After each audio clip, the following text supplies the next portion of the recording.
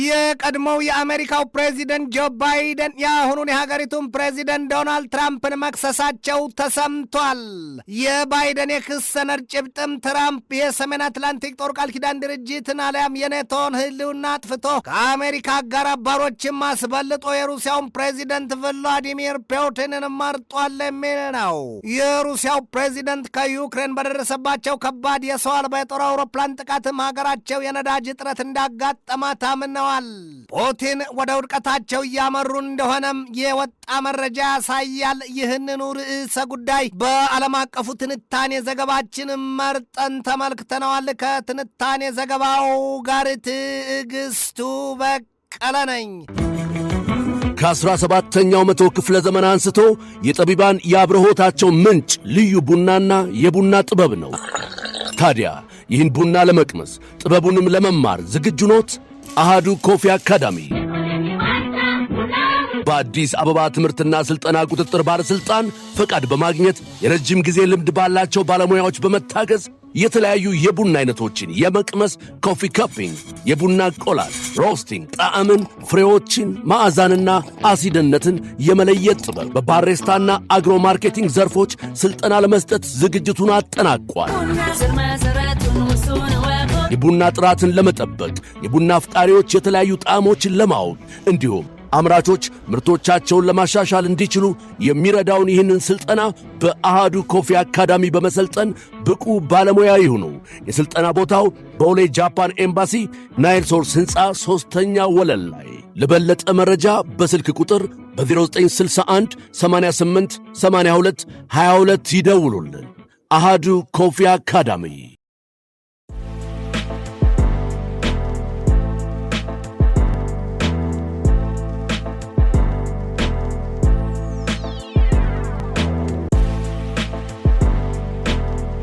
ልማድ ያሉት በሽታ ካልገደለ አርፈም ይሏል። የሰሞኑ የዩክሬን ተደጋጋሚ የሩሲያ ውስጠኛ ክፍል ጥቃት በክራይሚያ የነዳጅ ማውጫ ማጠራቀሚያና ማጣሪያ ስፍራዎች አቅርቦት ላይ የፈጸመችው ከባድ ጥቃት ወዲህም የከርችን ድልድይ ብቸኛው የጥቃቱ ኢላማ ማድረጓ ለሩሲያው ፕሬዚደንት ቭላዲሚር ፑቲን ውድቀታቸውን የሚያፋጥን ሆኗል የሚባለው።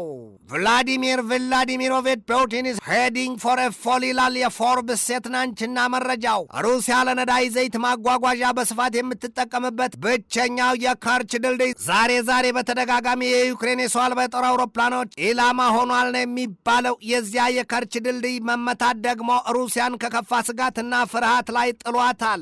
ያ ሁሉ የጥቃት ስሌት የሩሲያን ሕዝብ በፕሬዚደንታቸው ላይ ቁጣና ተቃውሟቸው እንዲገነፍልና የፑቲንን ውድቀት እንዲፋጠን አድርጎታል። ዩክሬን በአንጻሩ የልብ ተሰምቷታል። ለዩክሬን በዚያ ልክና መልክ መጠናከር ደግሞ የአውሮፓኑ አጋር አባርነት ድርሻው የጎላ ሆኗል። 1589 ቀናት የተቆጠሩበት የሩሲያና ዩክሬን ጦርነት ከሩሲያ ወገን የሟቾቹን ቁጥር እንዲከፋና እንዲበዛ አድርጎታል የሚል መረጃ ወጥቶበታል። ሩሲያውያን አሁን በዩክሬን ምድር ማባሪያ በሌለው እልቂት ገጥሟቸዋል። ዩክሬን በሩሲያ ላይ ይህንን ጥፋት አድርሻለሁ ትላለች። 1,403,550 የሩሲያን ወታደሮች በዩክሬን ምድር ገድያለሁ ትላለች። እንዲሁም 386,762 የጦር አውሮፕላኖችና የሰው አልባ የጦር አውሮፕላኖችን መትቻ ጋይቻለሁ። በብዙ ሺህ የሚቆጠሩ የጦር ታንኮችና የጦር ተሽከርካሪዎችንም አውድሜያለሁ ትላለች ዩክሬን።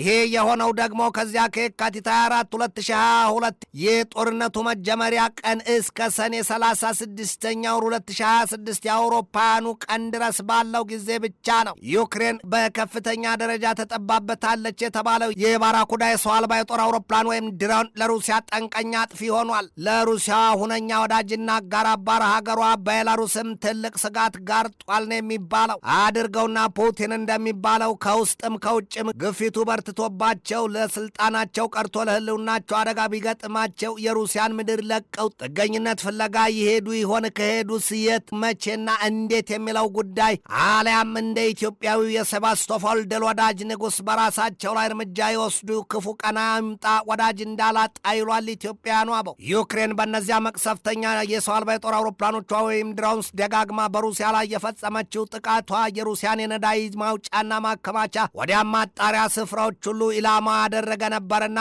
በሩሲያ አሁን የነዳጅ እጥረት መኖሩን የተገለጠው የሀገሪቱ ፕሬዚደንት ቭላዲሚር ፑቲንም ያንን አምነዋል የተባለው የላጭ ልጅ ተባይ በላው አልያም ያባይ ልጅ ውሃ ጠማው ይሉትን ያስታውሷል። ወዲህም ደግሞ የምንጩን ጌታ ውሃ ከለከሉትን ያስታውሷል። ፑቲን በንቀት አልያም ባርቆ ማስተዋል ጠንካራ ጥቃት አልሰነዘሩባትም የሚባልላት ዩክሬን ዛሬ ከኛ የአውሮፓ መንግስታት ጋር ተባብራና ተመሳጥራ የሰው አልባ የጦር አውሮፕላን አልያም የድሮን ጥበቧን አስፋፍታና ሳድጋ ሩሲያን ቁም ስቅሏን ታሳያት ይዛለች። የሩሲያ ባለስልጣናት በሀገሪቱ ያጋጠመውን የዩክሬን የድሮን ጥቃት ተከትሎ የተከሰተውን የነዳጅ እጥረት ለሳምንታት ሲያስተባብሉና ሲያጣጥሉት ቆይተው ዛሬ ግን ክሬምሊን እውነታውን አውጥቶታል የተባለው ልክ ነው። በእርግጥም በዩክሬን ከባድ ጥቃት የሩሲያ የሞተር ተሽከርካሪዎች እንቅስቃሴ ክፉኛ ተስተጓጉሏል ነው ያለው። የሀገሪቱ አርሶ አደሮችም የሚያርሱና ሰብላቸውን የሚሰበስቡባቸው የነዳጅ ዘይት ተቀላቢ ማሽኖች አፋቸውን ከፍተው በነዳጅ እጥረት የተነሳ ታንኳኩተው ቆመዋል ነው የተባለው። የፈሩት ይደርሳል፣ የጠሉት ይወርሳል። ምንም ትንሽ ብትሆን እባብ ገዳይ መርዛላትና በንቀት ጭንቅላቷን አትርገጥ ይሏል ቀደምቶቹ። አሁን ኪቭ የሩሲያን የኃይል መሰረተ ልማት እያጋየች ሀገሪቱን ማዳከምና የመሪዎቿን መላቀጥ ማጥፋት ይዛለች ይሏታል። ሩሲያም ከገዛ ምድሯ የሚፈልቀው የነዳጅ ዘይትና የጋዝ ሀብቷ ወዲያም ስፍር ቁጥር የሌላቸው የውሃ ሀብቶቿ ዛሬ ለሀገሪቱ ሹማምንት የህልውናና የስልጣን ስጋት መገለጫ ሆነዋል ይሏቸዋል። ፑቲን ሙሉ በሙሉ ከእውነታ ወጥተዋል ርቀዋልም ይሏቸዋል። በአንኮሬጅ ከትራምፕ ጋር የደረሱት የስምምነት መንፈስ ሞቶባቸዋል። የጠላት ኃይል 10 ኪሎ ሜትር ዘልቆ ሱሚን ይዞባቸዋል። የጋዝ ምርት እንዳይሆን ሆኖባቸዋል። እያለው ያጣን አድርጓቸዋል በሚል ይሳለቁባቸዋል። ፑቲንን ይሏቸዋል። የፖለቲካ ተመራማሪው ኦሌህ ሉሽኒ በጦር ግንባር ድል ተቀዳጅተናል፣ ድል አድርገናል እያሉ የሚሰጡት መግለጫ ሁሉም ነገር የውስጥ ችግሮቻቸውን ለመሸፈን እንደሆነ ገላልጠው ያሳዩባቸዋል። ሰውየው ይሏቸዋል ፑቲንን አምባገነን ወይም ዲክታተር። ወታደሮቻቸው ለድል መቃረባቸውን ይናገራሉ፣ ግን ደግሞ አልሞት ባይ ተጋዳይን አልያም አልሸሹም ዞር አሉ ናቸው ሲሉ ገልጠው ያሳዩቸዋል። ቀድሞው ነገር ይላሉ እኛ የፖለቲካ ተመራማሪው ሰው ቀድሞው ነገር ሩሲያ በዚህ ወቅት አይታም ሰምታም የማታውቀው አደጋ ውስጥ ገብታለች ነው ያሉት። ፑቲን በሀገራቸው የገጠማቸውን አስከፊ ሽንፈት በጥሩ ቃላት እየከሻሸኑ በስኬትና በድል አድራጊነት ግርማ ሞገስ ራሳቸውን ይኮፍሳሉ። ነገር ግን ሁሉም እየታየ ነው ይሏቸዋል። ንጋትና ጥራት እያደር ይለያል ይሏል አበው። ወዲህም ደግሞ የፑቲን በዚያ ልክና መልክ መዳከምና ለብቻ የመቅረት ምስጢር ገብቶኛል ያለው ዩናይትድ ሩሲያን ፓርቲ ኮንግረስ ምርጫ ፉክክርን ብቻ ሳይሆን ራሱን እንደዋና የሀገሪቱ መፍትሄ አድርጎ ማቅረቡ ይነገራል። ሩሲያን ከከፋ ውድቀትና ሽንፈትም የሚታደግ መሆኑን ይገልጣል።